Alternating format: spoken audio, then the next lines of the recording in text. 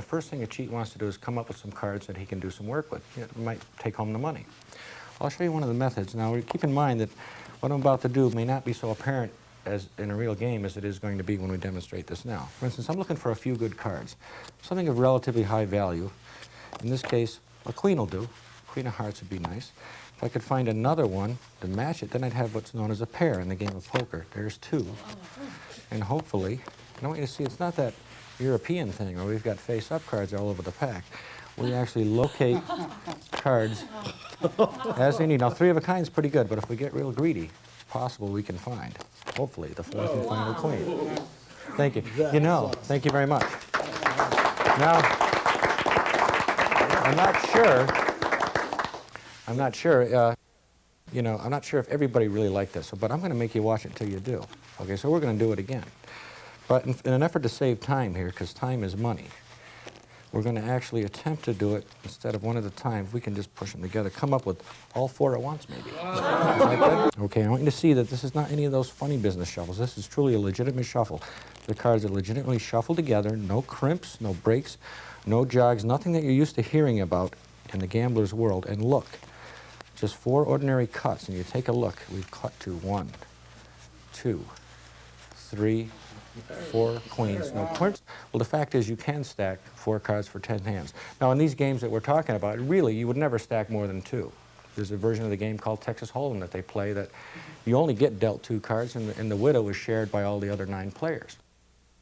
Well, but just to prove the point that it can be done, we'll use all 4 queens. And you can take a look at these if you'd like, Nancy. We've got the queen of spades and hearts, diamonds and clubs. Again, the cheat contrives to get them on top of the pack.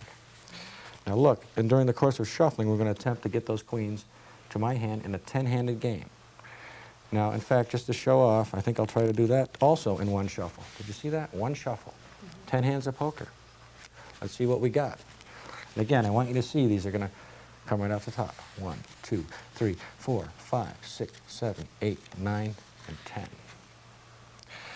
This is good to remind your watch, too. 1, 2, 3, 4, 5, 6, 7, 8, 9, and 10. Now, that would be all we'd need, really, 2 queens.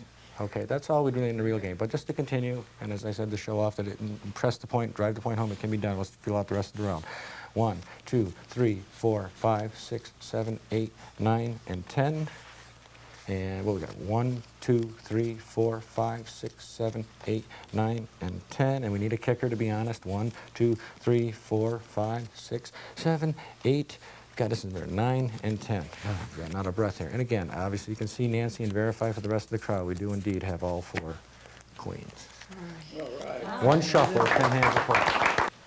To make the point here, I'm going to use the queens for the mark, and the kings are going to come to me. Now, obviously, in a real game, a cheat wouldn't go through and just, pick out cards that he needs. It would be kind of silly. He would do it, in the course of picking up cards from previous play. But anyway, we won't go into that. The main thing is, again, the principle's the same. The cheat gets the cards he wants, in this case, the kings, on top of the pack. Now, Nancy, you take a look for me. You can see we've got the queen of clubs. King. All right, king of clubs, I'm sorry.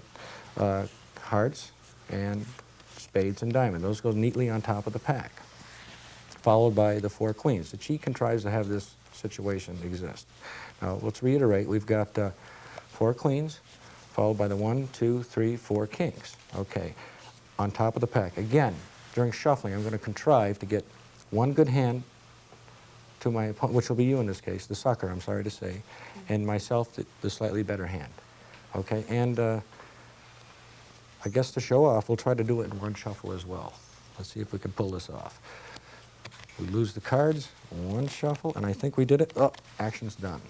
Now, how many seconds do you think it took me to do that? About 1. 1 second? Well, I think you're about right. It took 1 second to actually accomplish that. 5 hands of poker. Watch. Let's deal these out. You're the first hand, the mark, look, gets a queen. The other guys, they don't count. Robert gets a king. He's my partner. Excuse me. You would be my partner in the game. Okay. Okay. Look, let's do it again. You get a queen. Robert gets a king. Okay. You get a queen. You're working for me. Don't forget. Right. Okay. God, I'm really embarrassing. You get the king. And finally, the 4th. Hopefully, I would hope the final queen, if everything went right, the final king, thus showing that you can be done again in one shuffle. And in half a second. Nice dance. You know, oh wait a minute, you did say 1 second, right? Well, actually, it did take half a second.